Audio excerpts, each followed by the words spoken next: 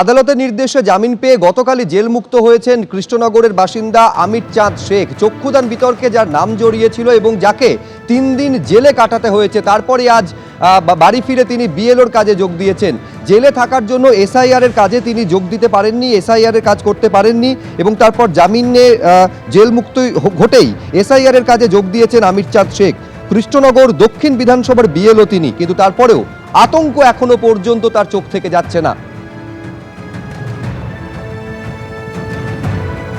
আপনারা জানেন যে ঘটনা ঘটেছিল 8ই ফেব্রুয়ারি, মায়ের চক্ষুদান, মরণোত্তর চক্ষুদান করেছিলেন তিনি। সেটা পুলিশের চোখে বিরাট বড় অপরাধ বলে মনে হয়েছিল এবং তারপর তাকে সরাসরি গ্রেফতার করা হয় এবং তার জেল হেফাজতের নির্দেশ দেওয়া হয়।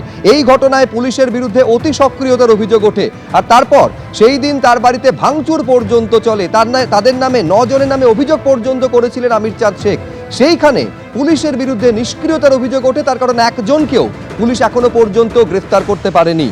আমি সরাসরি কথা বলবো, সন্দীপ সরকার আমাদের প্রতিনিধি কৃষ্ণনগর থেকে রয়েছেন, তার সঙ্গে আমির চাঁদও রয়েছেন। নিঃসন্দেহে একটা অত্যন্ত মহৎ কাজ করেছেন, মরণোত্তর মায়ের চক্ষুদান করে। পুলিশের চোখে সেটা অপরাধ বলে মনে হয়েছিল, যার জন্য তাকে জেলে কাটাতে হয়েছিল। দায়িত্ব সম্পর্কে তিনি এতটুকু চ্যুত হননি, তার কারণ জেল থেকে বেরিয়ে সঙ্গে সঙ্গে তিনি বিএলওর কাজে যোগ দিয়েছেন।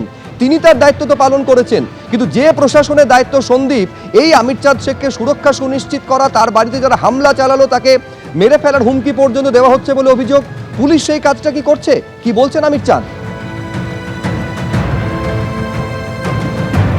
দেখো, সেই কাজ প্রশাসনের তরফ থেকে করা হয়নি বলেই গোটা পরিবার এই মুহূর্তে আতঙ্কে রয়েছে। এই সেই বাড়ি যেখানে আমি দাঁড়িয়ে রয়েছি, বাড়ির এই হচ্ছে সেই অংশ যেখানে হামলা চালানো হয়েছিল, যেখানে দুষ্কৃতীদের ক্ষোভ আছড়ে পড়েছিল।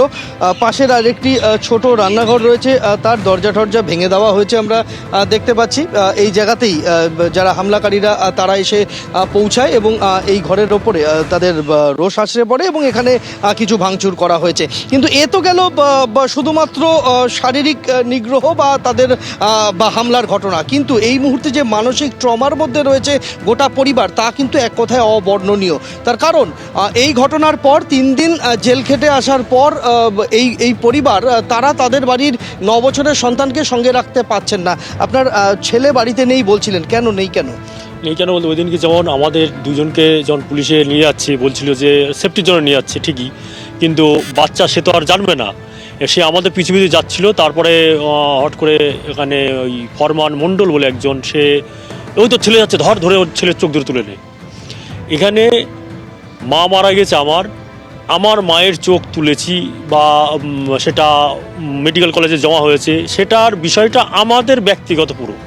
এখানে তারা প্রতিবেশী, পাড়ার লোক, তাদের এই জায়গায় আসবে কেন? এটা আপনার কি ধারণা? কেন এসব পূর্ব পরিকল্পিত এবং হচ্ছে হিংসা বিদ্বেষ। কিসের হিংসা? আমি সার্ভিস করি, চাকরি করি এবং হচ্ছে 5টা মানুষের সঙ্গে সঙ্গে চলি, এইটা ওদের পছন্দ নয়।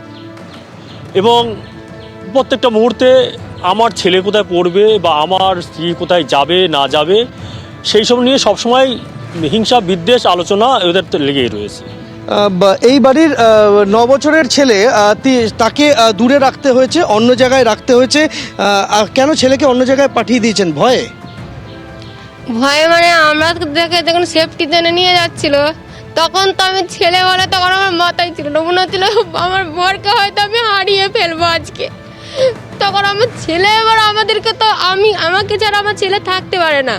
আমি ওকে পড়ানো সমস্ত কিছু আমি আমার ছেলেকে নিজেই নিয়ে যাই, এমনকি সাইকেল চালিয়ে ছেলেকে নিয়ে যেতে হয় বলে আমাকে অনেক কিছু কথা শুনতে হয় যে আমি নাকি ভালো নয়, আমি সাইকেল চালাই, এরকম অনেক কিছু বলতে হয় আমাকে। এই ঘটনার পর এখনো পর্যন্ত মোটামুটিভাবে 9 জনের বিরুদ্ধে হামলা ভাঙচুরের অভিযোগ দায়ের হয়েছে। আমি আমির চাঁদ বাবুর কাছে জানতে চাইবো যে যে অভিযোগটা আপনাদের দিক থেকে করা হয়েছিল বাড়িতে হামলা ভাঙচুরের, সে ঘটনায় কাউকে পুলিশ ধরেছে? না, আর পুলিশ ধরবে কি? আইসি নিজেই তো অভিযুক্ত, কে কাকে তাহলে ধরবে? পুলিশ এখানে তো ইমিডিয়েট আইসির এগ্রেসিভ ব্যবস্থা নেওয়া উচিত, কারণ উনি আমাকে যখন বাড়ি থেকে অন্য পুলিশ কর্মীরা যারা নিয়ে যায়, তারা বলে সেফটির জন্য ঠিক আছে। যখন রাত 1টার সময় যখন আমাকে গ্রেপ্তার করছে, তখনও পর্যন্ত উনি একবারের জন্য আমার কোনো কথা শোনেনি। তাহলে নিশ্চয়ই উনি তাদের হয়ে কাজ করেছেন, বা উনি কোনটা সঠিক সেটা চিন্তা করেনি, ওরা যেটা বলেছে সেটাই উনি গুরুত্ব দিয়েছেন। আপনারাও তো একটা জিনিস বলেছেন, অভিযোগ করেছেন, কিছু সুরাহা হয়েছে? না না না, কোনো কিছু না, এখন পর্যন্ত আমাদের সে জিডি নাম্বারে দেয়নি। আপনারা কি এই মুহূর্তে আতঙ্কে রয়েছেন? অবশ্যই আতঙ্কে রয়েছি। আমার ভয় লাগছে যদি আমার হাজব্যান্ডকে ওরা মেরে ফেলে দেয়। এখনো পর্যন্ত ওদের ক্ষোভ আছে যে ও বদ, ওকে মেরে ফেলতে হবে, নাহলে সমাজ ভালো থাকবে না, এরকম একটা ব্যাপার আছে। আর কখন বলা যায় না ভাঙচুর করতে আসবে, সেটাও ঠিক নেই। পুলিশ কাউকে ধরেছে? না, কাউকে ধরিনি। হ্যাঁ, তারা সবই এখানেই আছে। হ্যাঁ, দেখেছি। কি চাইছেন এই মুহূর্তে? আমরা চাচ্ছি আমাদেরকে বিনা অপরাধে, আমরা একজন মেয়ে, একজন ঘরের বউ, আমাদেরকে জেলে বিনা অপরাধে 3 দিন কাটাতে হয়েছে। আমার ননদদেরকেও, তারা তাদের মায়ের শেষ কৃত্যটাও দেখতে পায়নি আমার ননদরা, এবং বাড়ি গিয়ে তাদেরকে শুনতে হচ্ছে তোর ভাইরা তোরা কিডনি বিক্রি করে খেয়ে এসেছিস।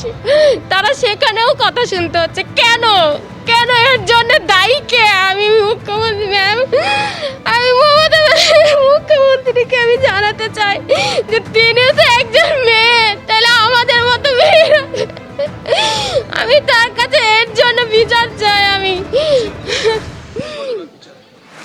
কেন আমাদেরকে বিনা অপরাধে ওরা জেলে ভরলো?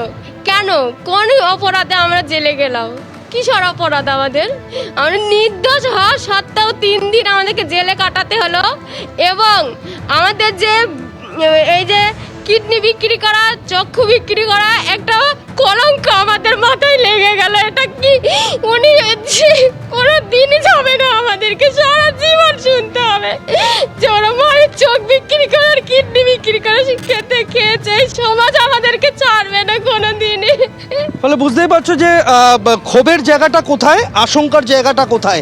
ক্ষোভ রয়েছে, দুঃখ রয়েছে, আশঙ্কা রয়েছে, কিন্তু সবথেকে বেশি যেটা প্রবলভাবে সামনে রয়েছে তা হলো তাদের করা অভিযোগের ভিত্তিতে এখনো কেউ গ্রেপ্তার হয়নি বা আটক হয়নি। তাদের বাড়ি ভাঙচুর হয়েছে, একেবারে তাদের করা অভিযোগের ভিত্তিতে কোনো গ্রেফতারি হয়নি। এমনকি তারা যে প্রতিটা মুহূর্ত নিরাপত্তার অভাব বোধ করছেন, তাদের নিরাপত্তা সুনিশ্চিত করার জন্য কোনো আশা ভরসা পুলিশের তরফ থেকে মেলেনি বলে অভিযোগ করছেন আমির চাঁদ শেখ এবং তার পরিবার। কুণাল ঘোষ কি বলছেন একবার দেখুন। যদি কেউ চক্ষুদান করে থাকেন বৈধভাবে, ঠিক কাজ করেছেন, তার কোনো শাস্তি প্রাপ্য নয়। কিন্তু সেই এলাকার কিছু লোক এমন একটা পরিস্থিতি তৈরি করেন, পুলিশকে অনেক ক্ষেত্রে নিরাপত্তার স্বার্থে পরিস্থিতিটার প্ররোচনাগুলোকে থামিয়ে দেওয়ার জন্য, একটু আপনাদের তথ্যগুলো দেখে নি, ওদের তথ্যগুলো দেখে নি, এই অপ্রিয় কাজটা পুলিশের ঘাড়ে চাপে। তো সেই জায়গায় দাঁড়িয়ে যা করার ঠিক সেইভাবেই, এর মধ্যে যিনি চোখ দান করিয়েছেন তারও কোনো অন্যায় নেই, এবং সেই এলাকার উত্তেজনা প্রশমনে পুলিশ যে পদ্ধতিতে এলাকাটাকে আবার শান্ত করে নিয়ে বের করে নিয়ে চলে গেছে, তারা তাদের কাজ করেছেন। এর মধ্যে আমি কোনো রাজনৈতিক মন্তব্যের প্রয়োজন আছে বলেই মনে করছি না। এবিপি আনন্দ, এগিয়ে থাকে, এগিয়ে রাখে।